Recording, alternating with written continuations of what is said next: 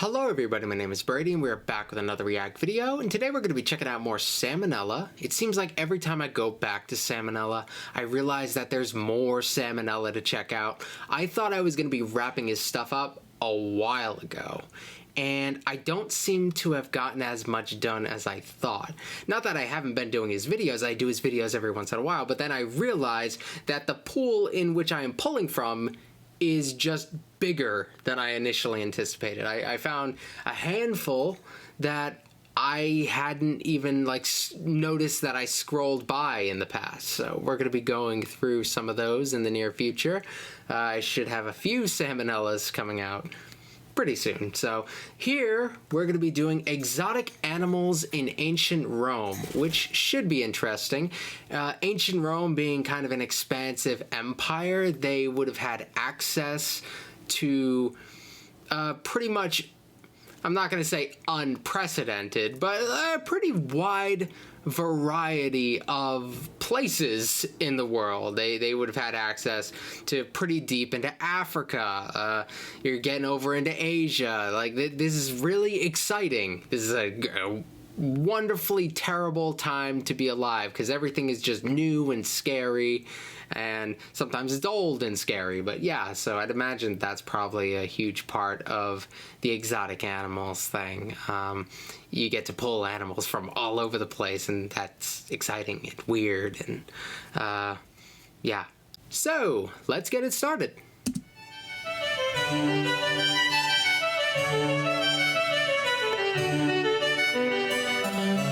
Hey kids, I was inspired to make this video while doing research on the ancient medicine man Galen. Apparently, he would often do experiments with animals in order to learn more about the body. His favorite I've heard his name. Barbary ape, due to its anatomical similarity to humans. Now when I say experiments, I don't mean push a button, get a peanut type things. I'm talking like Josef Mengele meets the plague dogs. He'd clamp their penis shut just to watch their kidneys swell, cut their spinal cords in different places to see what went limp and what didn't, and squeeze their brains and make them go unconscious, to name a few. My initial reaction was, hey, that's neat. What a freak. After some thought, I was like, whoa, hold the phone. In 200 AD, you couldn't get a doorknob even. Yet, resources, you could order a goddamn monkey.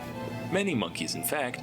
By the barrelful, presumably. Alternatively, if you were born in the right place, see what he did there. Monkey poacher, making a living wrestling up some primates with nothing more than a net, a pokey thing, a hole in the ground, and a whole lot of ambition. So I got to thinking, what other kind of animals did ancient Rome have access to? Apparently, basically everything that lived in this part of the map. They were Hold on, let me take a peekaboo at the map. Basically everything that lived in this. Yeah, and they're not always going to be exploring super deep into all of these places, and not a lot of this is like, you might have some people who explore some of these like far out areas, but it's definitely not going to be like a crazy amount of people who get to experience a lot of these things. So what people bring back is going to be freaking crazy. I just think about, like, we have like this kind of Central Africa right here. Who knows what you could pull from there? And do you think Romans are gonna be prepared for that? Absolutely not. It's gonna be insane. Elephants, man. This part of the map. They were particularly fond of elephants, man. Sure, elephants aren't that big of a deal to the average person today, right? You've been seeing pictures of them since you were 2, big whoop. But imagine if you were a 20-year-old man who had never seen an elephant in your life. The closest thing you've ever witnessed is like horses, maybe some deer now and then. You get drafted, you go out to battle, you're a little scared, but you've been trained well, you're ready. Then, over the horizon, you see 20 house-sized behemoths with giant tentacles sticking out of their faces, horns longer than your body sticking out of their mouths, all screaming their weird trumpety scream, making your whole body vibrate like Mars himself is shitting on your very existence. So now, yeah, if you see elephants for the first time and you had to describe them to something, it would sound like something out of mythology if you weren't already familiar with them. I've heard stories of like ancient battles. I don't know how many of them are true. I often find it a little difficult to discern because I'm not super well versed in ancient history, but I've heard stories about elephants being brought into battle, and just the mere sight of them just completely discombobulates the enemy army. They just have no idea what's going on. Just the structure just completely breaks down because they feel like they're fighting something that's just beyond their comprehension, and it's just so scary, man. Naturally, Rome loved to show these things off all the time, just as a display of power. Like, imagine if you were going to a speech in DC and Trump rolls up with a pack of dragons. You'd listen to every word he said. He's got fucking dragons. That's what it was like. Hell yeah, man. For a parade around with elephants back in the day. Of course, that wasn't the only use they had for imported animals. That's a good comparison. That is actually the Sam, like, he's eccentric, he's edgy, and it may make you think the wrong thing about him, but like he has a very strong teaching ability.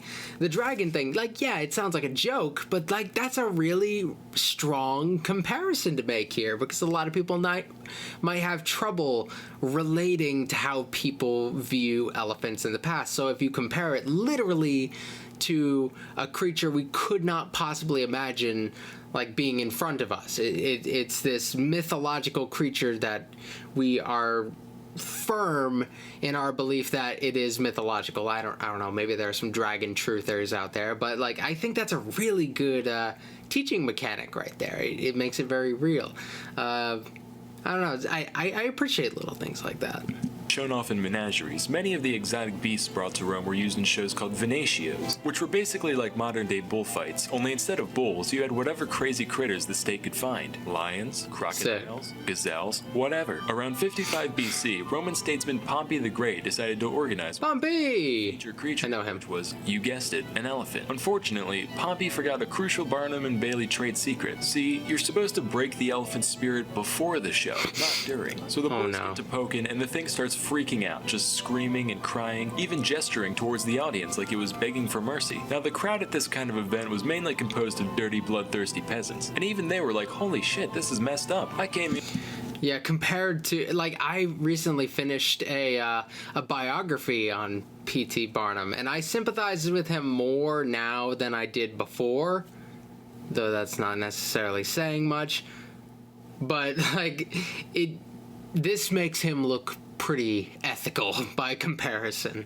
I know it's a very different time or whatever, but you know, I can't change my knee-jerk reaction to it being a little here for a nice family-friendly disemboweling or two, but this, just deplorable. Then they all start crying, and the whole thing just ends up being a huge mess. Anyway, these types of spectacles became larger and larger as time went on. It's said that Emperor Trajan once held a Venetio lasting 120 days, during which some 11,000 animals were killed. They also got pretty elaborate. A lot of creativity went into keeping things fresh for the crowd. In 203 AD, they had a model of a crashed ship built inside the arena, and an assortment of 400 animals were set loose from the wreckage and then killed. That's what we Jesus Christ. Like the ceremonies though that they would have were absolutely insane in ancient Rome. I did my graduation project when I was getting my bachelor's degree.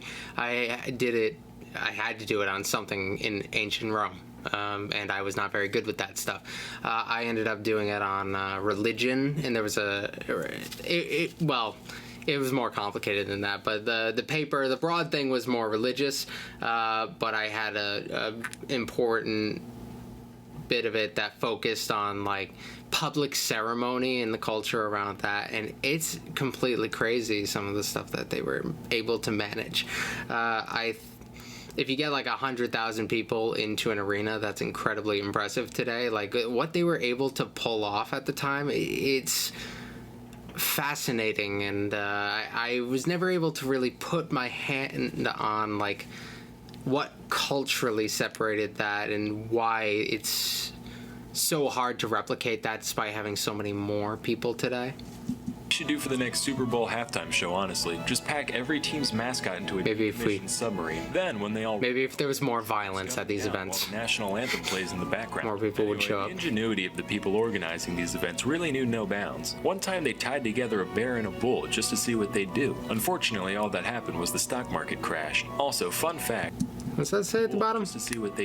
I always miss these little... shout out to my dad for putting on Jim Cramer during dinner when I was younger, so I'd be able to make this joke. Okay, I don't know much about Kramer, sorry. Was the stock market crash. Also, fun fact, one Emperor Commodus is credited with the invention of a unique crescent-shaped arrow designed specifically to decapitate ostriches and watch them run around headless for a I while. feel like I've seen that arrow. I didn't know that was its purpose. They needed a device to make the job easier. Sometimes, just to shake things up, they'd have the animals kill the people, which was known as damnatio ad bestias. This form of execution was typically carried out using lions, but other beasts were used as well, including dogs, bears, and at one point even an eagle, although the guy was crucified first, so it wasn't much of a fight. So, moral of the story, if you ever end up in ancient... Birds are tough, man. Like, if it really wants to get him, like, you might think you can fight a bird when they're really pissed off or whatever. You might think, oh, it's just a bird, I'll break its wing or something. But the fact is, like, when a bird comes at you and they're pissed off, it can really throw you off your groove, man. Like, if this guy gets a little bit PO'd, it's hard for me to subdue him. Like, if he's really, really mad. Like, I don't know. Like, if he wants to wreck you, he'll wreck you. Rome, and you want to see some... Eagles are scary, man. It's almost all the same creatures we see in zoos today, and the only catch is that something has to die at the end. Till next time, I'm Salmonella, and thank you for watching.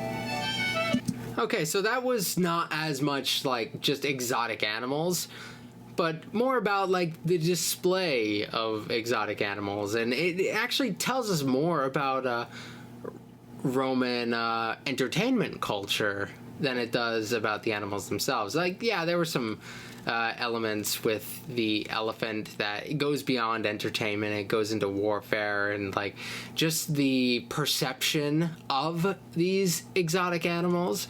But I feel like this tells us so much more than the title leads on, and I really enjoyed that. I think that was really cool.